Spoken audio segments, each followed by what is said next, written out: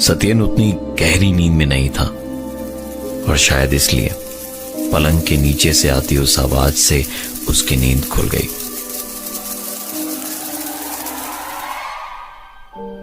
हर रोज की तरह उस आवाज को रोकने के दो ही तरीके थे, या तो बिस्तर पर हाथ से थपथपाए या तो लाइट जलाए।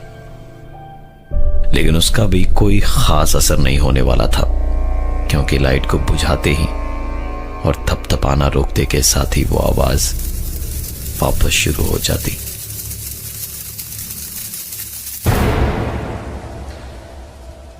अगर सिर्फ यही एक दिक्कत होती तो शायद कोई बड़ी बात ना होती, लेकिन बात यहीं खत्म नहीं होती।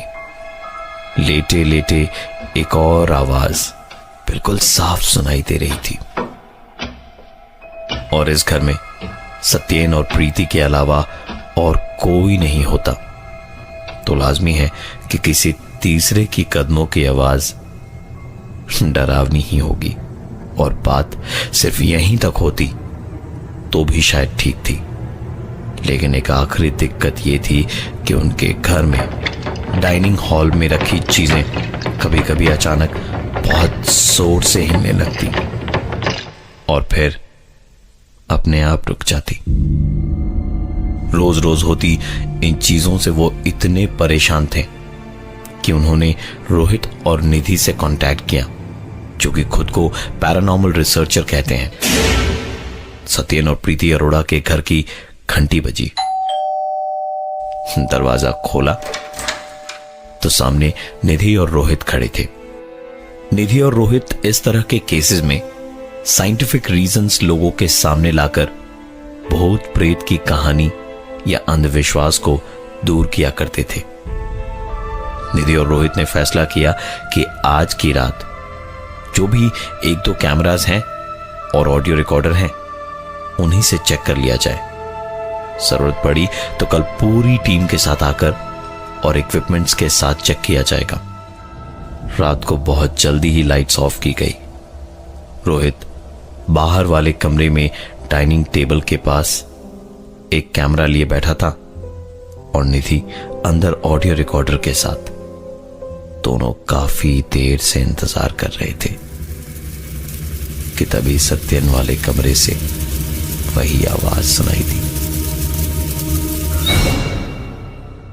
निधि ने उस आवाज को ध्यान से सुना और फिर लगभग तुरंत किसी के चलने वाली वो आवाज आई तो निधि ने अपने कान फर्श पे लगाए। उधर रोहित ने हॉल में टेबल पे चीजों को हिलते हुए देखा तो वो भी तुरंत बाहर बालकनी में गया और फिर दोनों ने सत्येन और प्रीति अरोड़ा को बताया कि इन आवाजों के पीछे किसी भूत प्रेत का कारण नहीं है। कमरे से आती वो आवाज दीमक के लकड़ी को काटने की थी। किसी के कदमों की जो आवाज आती है वो उनके घर की नहीं, बल्कि उनके नीचे वाले फ्लोर से आती है, जो रात के सन्नाटे में ऐसी लगती है जैसे कोई उनके घर के अंदर चल रहा हो। और टेबल पर रखी चीजों के अचानक हिलने का कारण है वाइब्रेशन, जो ट्रेन ट्रैक्स पे ट्रेन जाने की वजह से होती है।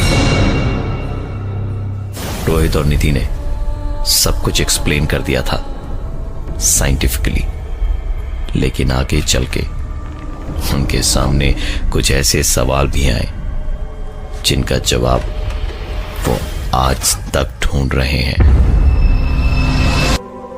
अभी मिस्टर और मिसेस अरोड़ा से बातें कर ही रहे थे कि दूसरे कमरे से एक आवाज आई।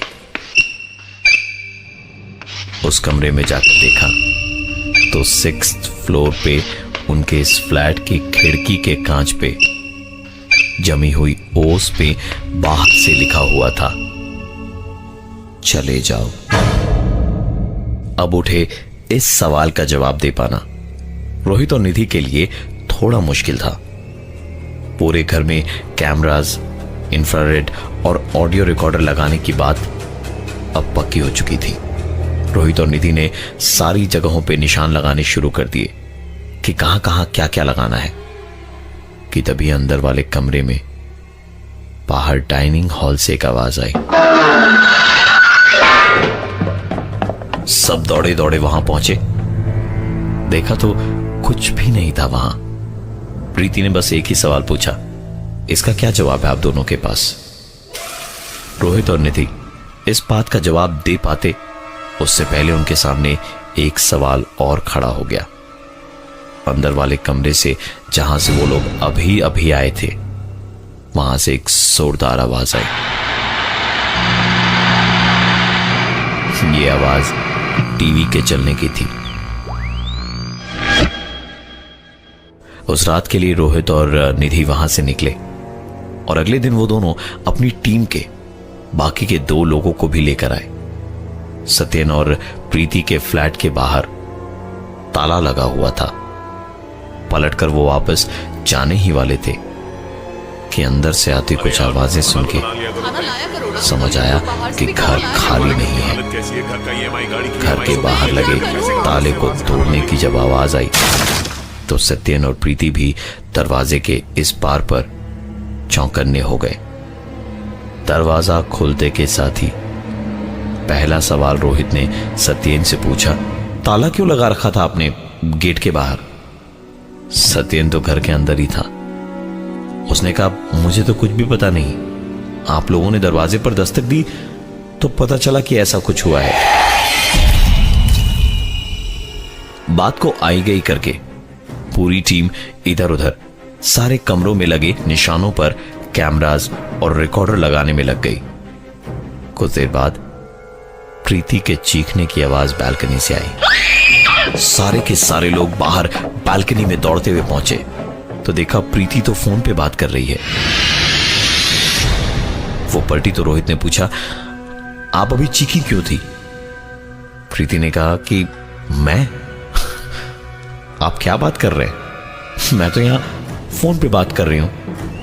जितनी देर में ये सब हो उतनी ही देर में इस बार अंदर के कमरे से एक और चीख आई।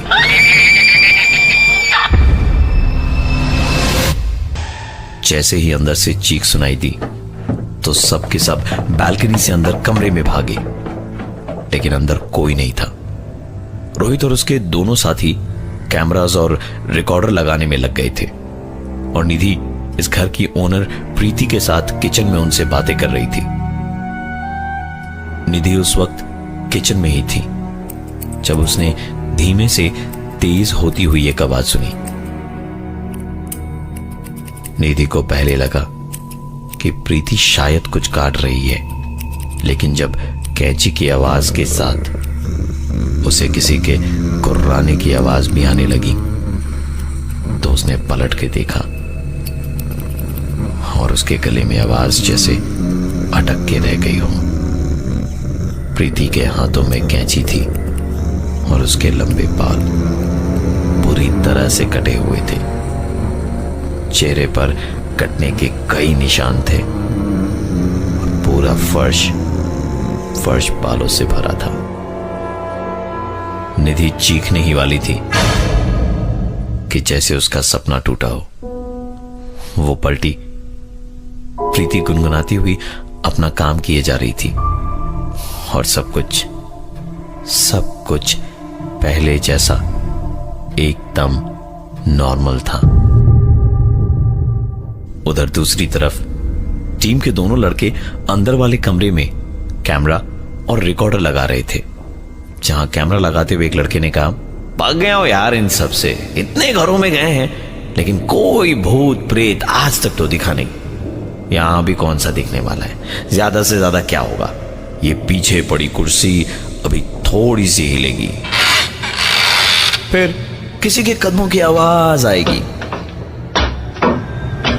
और पलट के देखूंगा तो तू वहां। उसने तुरंत वीडियो कैमरा चेक किया तो उस कमरे में उसके अलावा और कोई नहीं था जब ये सारी बातें कह रहा था।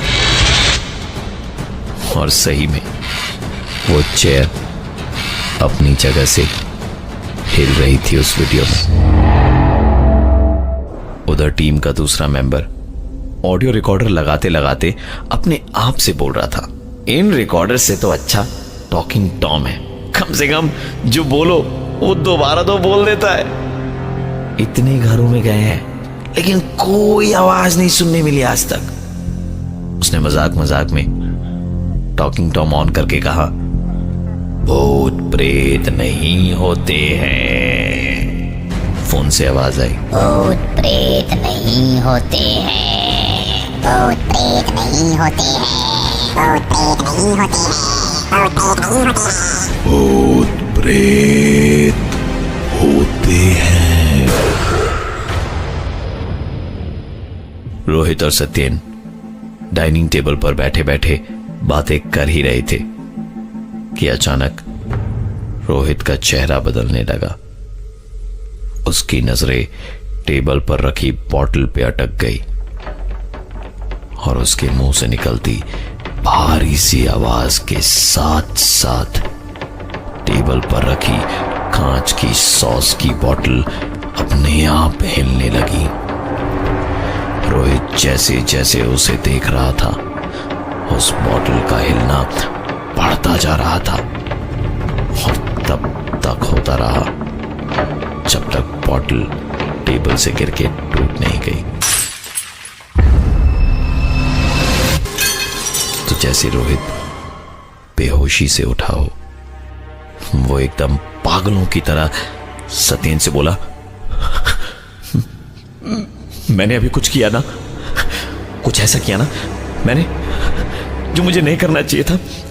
सत्येन बोलता भी तो क्या बोलता, वो कुछ बोल भी पाता इससे पहले ही रोहित खुद बोला, मैं जानता हूं कुछ किया है मैंने, इसलिए तो मैंने कैमरास लगाए हैं यहां पे, अभी चेक कर लेता हूं। इतना बोलकर उसने कैमरे पर फुटेज देखी और वो वीडियो फुटेज देखते देखते ही उसकी आंखें चौड़ी होती गई। वो बच्चों की तरह डरने और रोने लगा।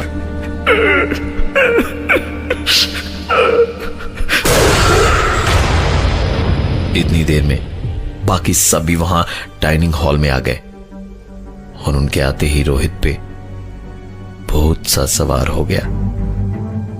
वो कुर्राता हुआ भागते भागते अंदर गया और उसने खुद को अलमारी के अंदर बंद कर लिया। सब लोग बाहर चिल्ला रहे थे और अलमारी के दरवाजे को पीटते जा रहे थे कि तभी अंदर से रोहित की एक बदली हुई आवाज सुनाई दी, सत्येन, तुम समझते क्यों नहीं? ऐसे कैसे चल पाएगा? कैसी भी हो, छोटी मोटी नौकरी हो, हम दोनों को करनी पड़ेगी सत्येन। ऐसे तो हम सड़क पे आ जाएंगे सत्येन। प्रीति, मैं क्या कुछ नहीं कर रहा हूं? हर तरफ तो हाथ पैर मार के देख लिया मैंने, कुछ नहीं हो पा रहा। उधार बढ़ते बढ़ते इतना हो गया है कि चुकाने में ये जन्म कम पड़ जाएगा।